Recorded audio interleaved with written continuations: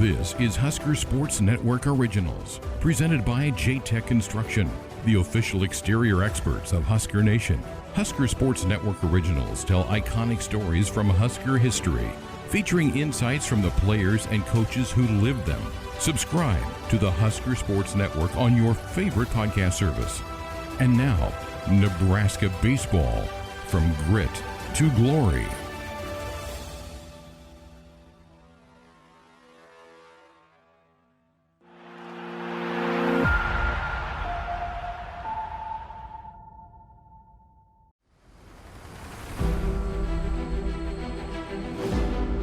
Scott comes set. Here's the 0-1. Drill to left field. Going back is Carson McCusker. Looking up, it is gone. Home run, Polinsky, and the Cornhuskers have jumped in front 3-0. 1-0 pitch. Ground ball up the middle. Tough play. Sneaks into center field for a hit. Altavilla's going to score. Here comes Hellstrom to score. And Colby Gomez does deliver. And it's a 5-0 Husker lead. Waldron into the line, kicks, and the 1-2 pitch. Strike three called, he got him looking, and he matches his jersey number with a new career high in strikeouts with 10.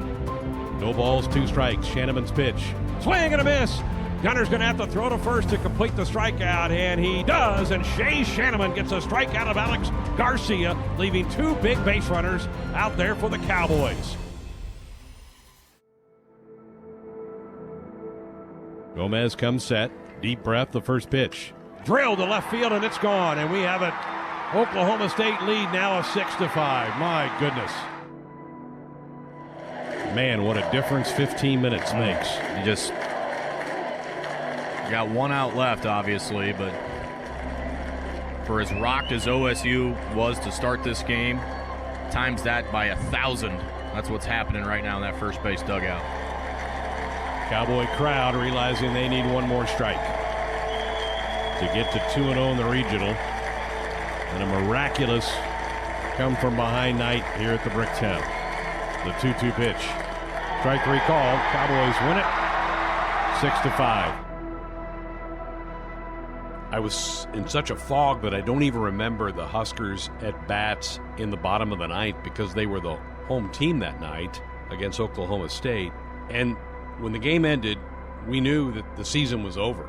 So he came back and kind of went through the motions the next day with UConn. And I think in some degree the team did too. I don't want to fault them for their effort. I think they tried, but their heart wasn't in it. So then Ben and I jump in the car and just make our way back toward Lincoln. We just wanted to get back home after what was just kind of a heartbreaking, heart-wrenching Saturday night in Oklahoma City. And then we're back in the office on Monday, and that's when the news leaked out that Coach Erstad had decided to step away from coaching Nebraska's baseball team.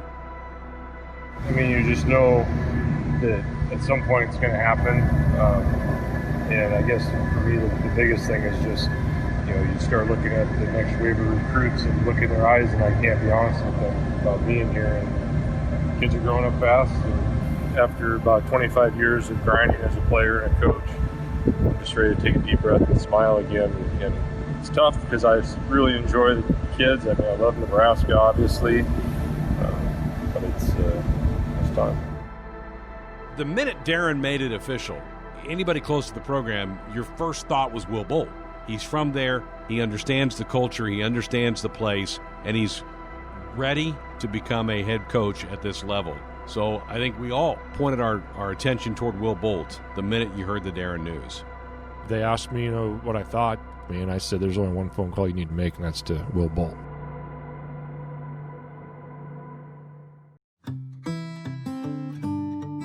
Welcome to Nebraska baseball, from grit to glory. I'm Ben McLaughlin.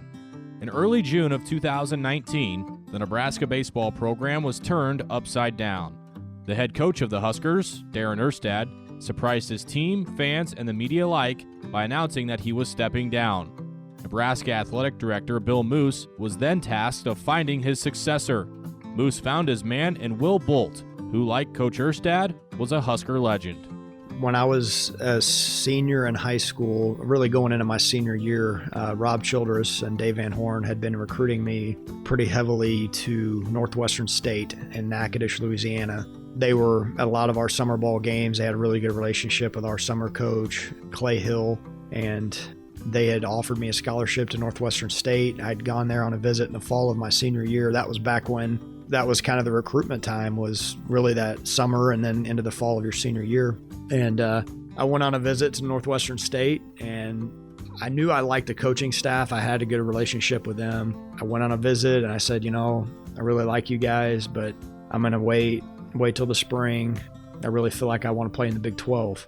Texas A&M was ironically enough my dream school, and I was kind of lightly recruited by Rice a little bit at the time too, who wasn't in the Big 12, but it was a power.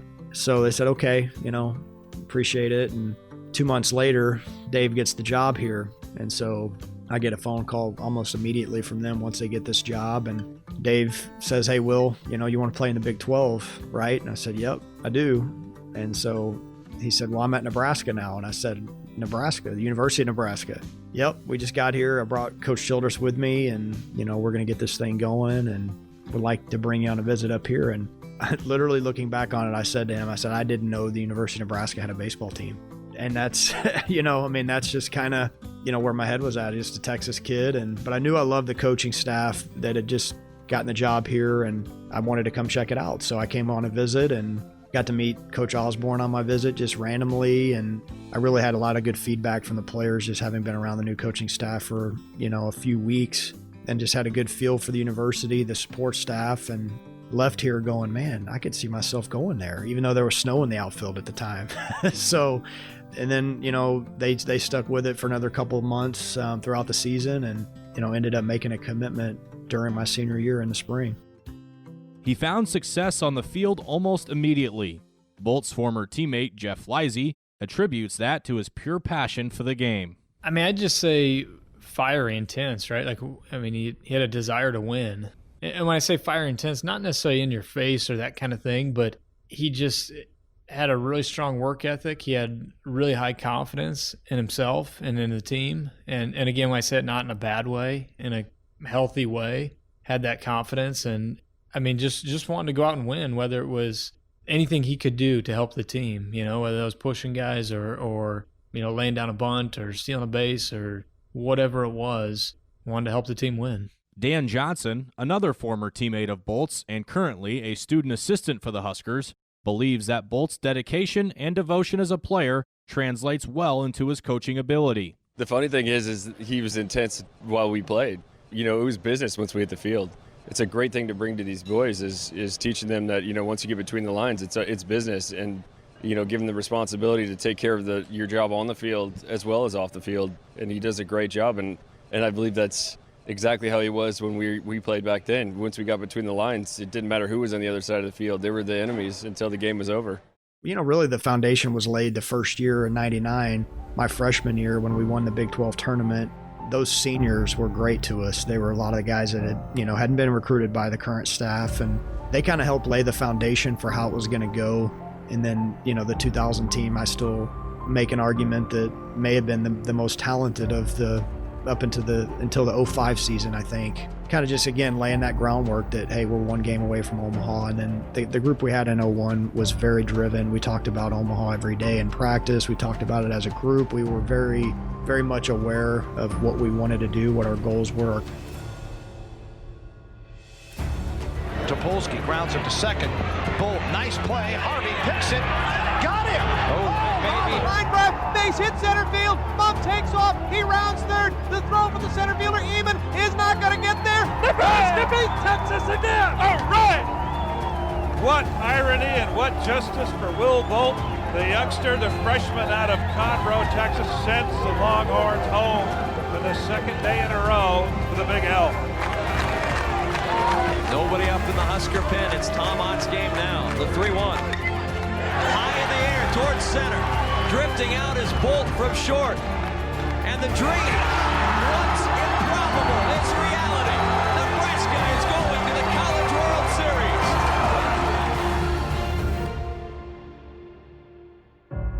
Will Bolt had success as a player, but it was coaching that would pave his future in baseball. I think the transition was just like you kind of just get in game, playing mode. And as a player, you're thinking, well, I'm just going to play forever, and so I kind of had to make some decisions. Didn't get drafted. And so I was like, okay, well, I can go the free agent route or maybe independent ball route. And kind of just having conversations with Coach Childress and Andy Sawyers at the time, and some people that I really respected, Coach Anderson.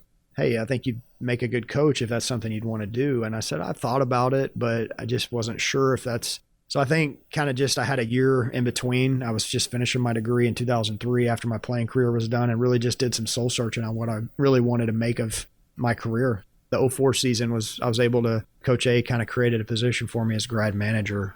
That kind of helped propel me, and I realized right away that was what I wanted to do at that point.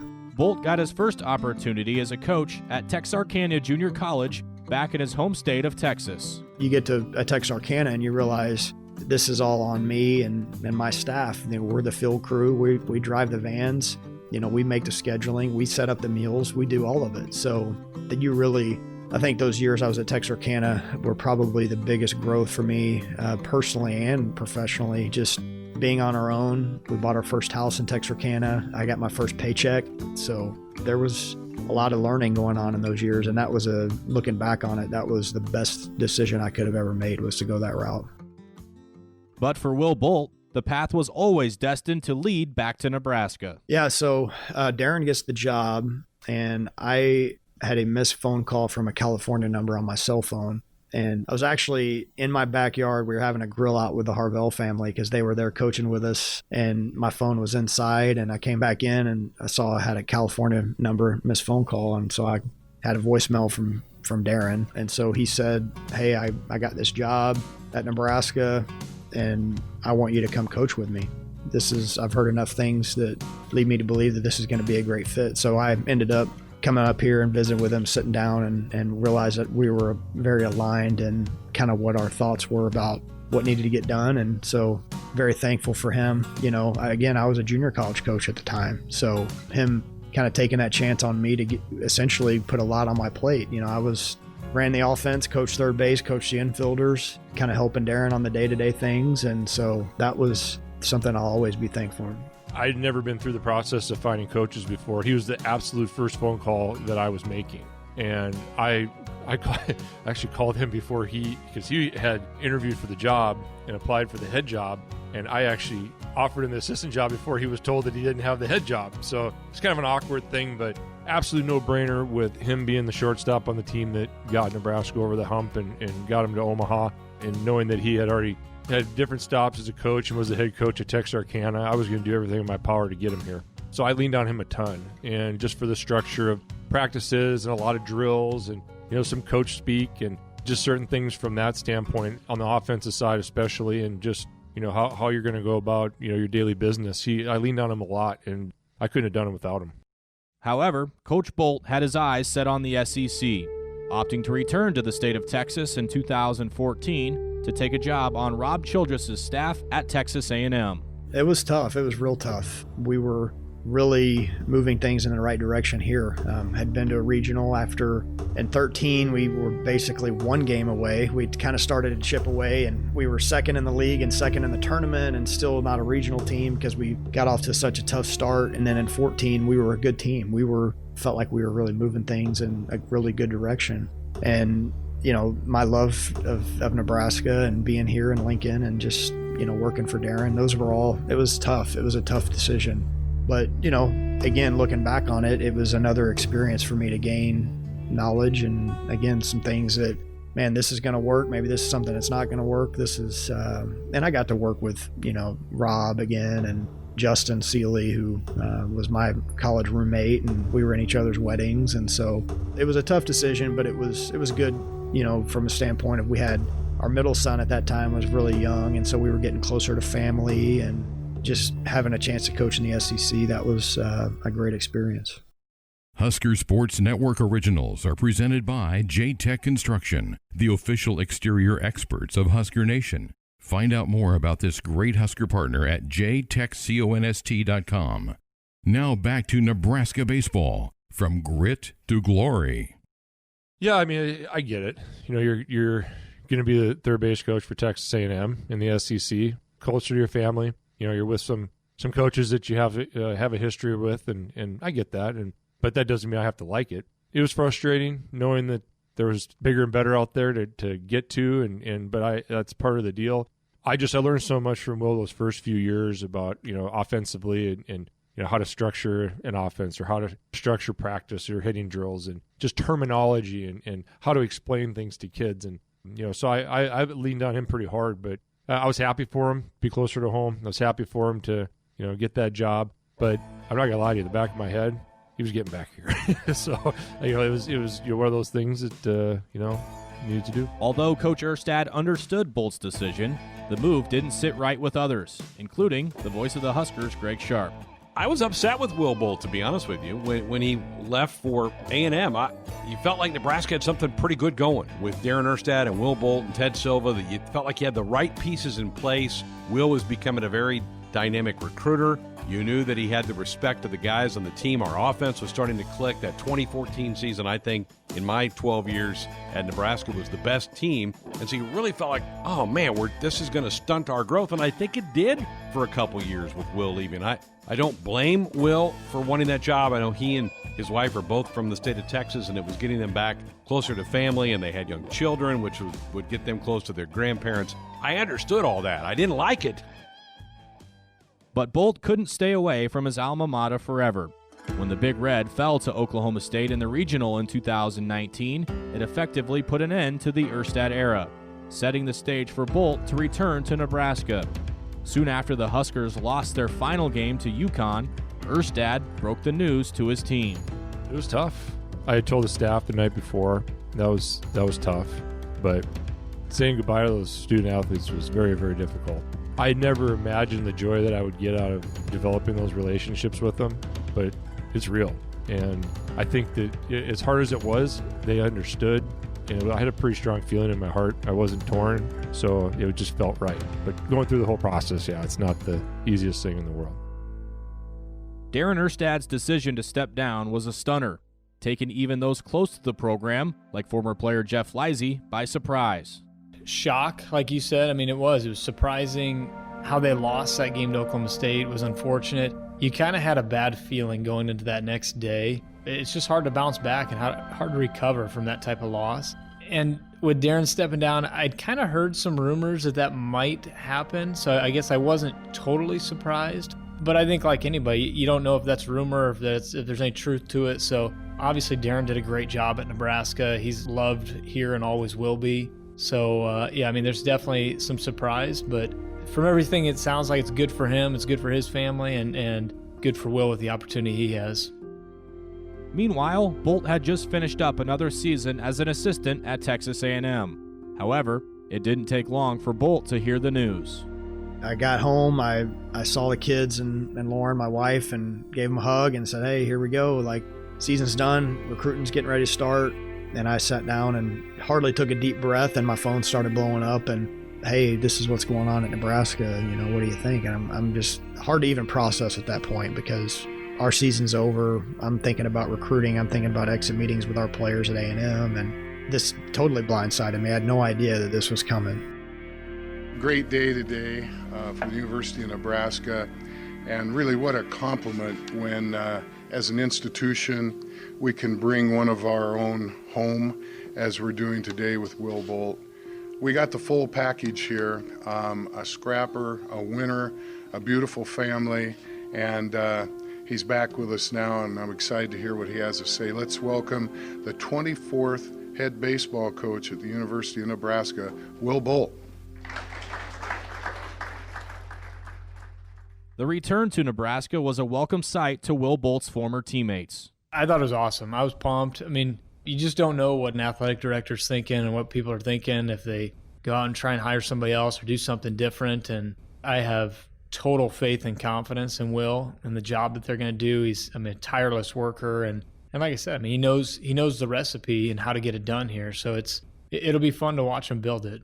The hire was praised by members of the media as well, including Omaha native and ESPN analyst Kyle Peterson. And I credit Bill Moose, who I really don't know at all, but you go look at the hire-ins of baseball, basketball, and football, and that's kind of hitting 3 home runs at least on the front end. And Will definitely fits into that category. So from my standpoint, it would have been a surprise if it was somebody besides Will, because every box that you would want to check, besides he's been a head coach somewhere, which I think if you look at some of the best head coaches around the country right now, They weren't head coaches before they got there. Kevin O'Sullivan was not a head coach before he got to Florida. Tim Corbin was not a head coach at the Division I level before he got to Vanderbilt. Brian O'Connor was not a head coach before he got to Virginia. There's a lot of them out there that are at the top of the list that were not head coaches before they got an opportunity in a big spot. So I don't think it's a prerequisite to somebody to be, he had to have done it at this level and this level before we bring him up to this level. Will knows what he's getting into, and he knows what surrounds him pretty well.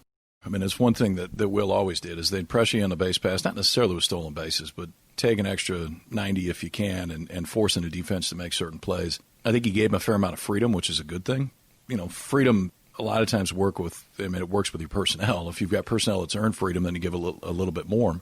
But the mind is right, obviously, and the understanding of it is. And I think just the ability to relate to kids and know what you've got, know when you've got to tighten the screws a little bit, know when you take your hands off the wheel and kind of let them play. And I think Will is very good at that.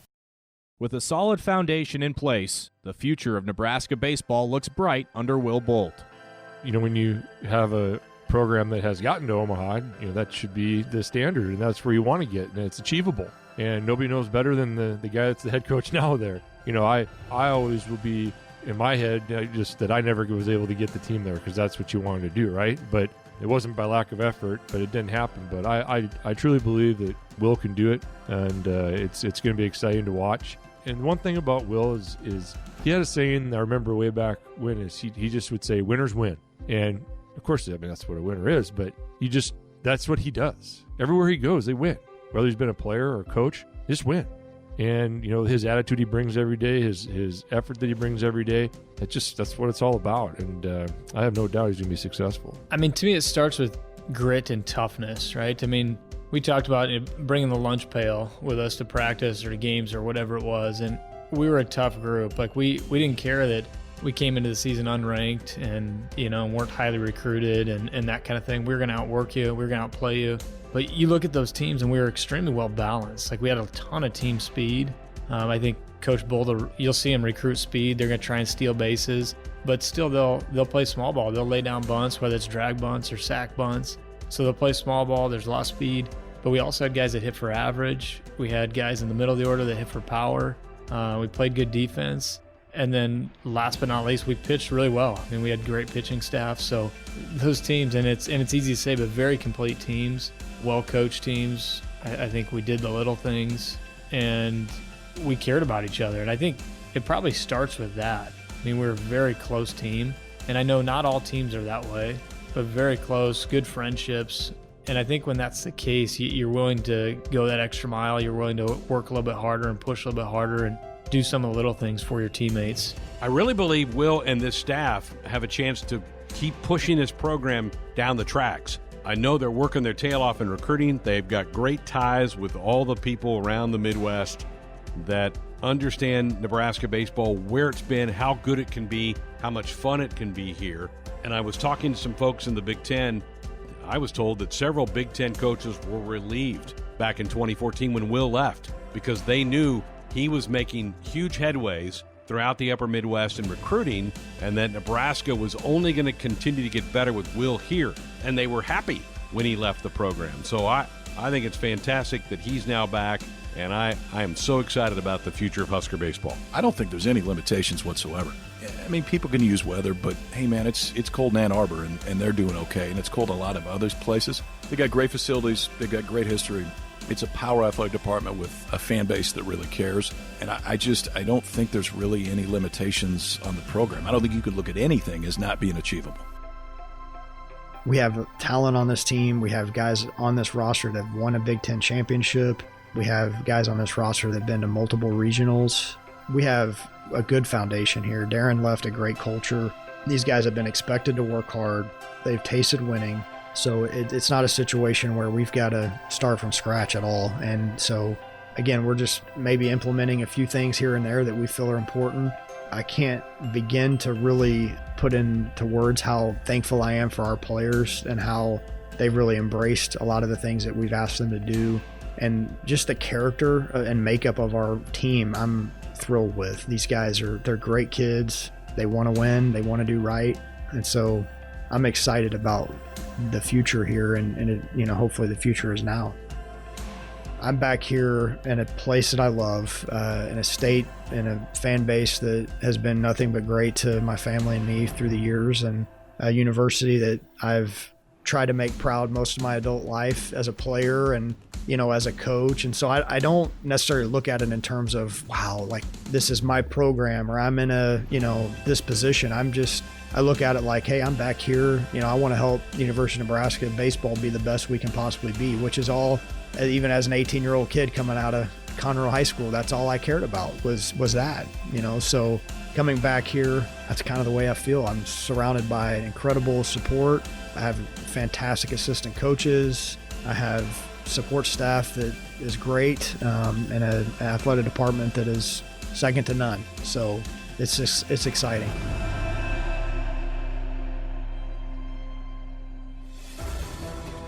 The preceding has been a Husker Sports Network original.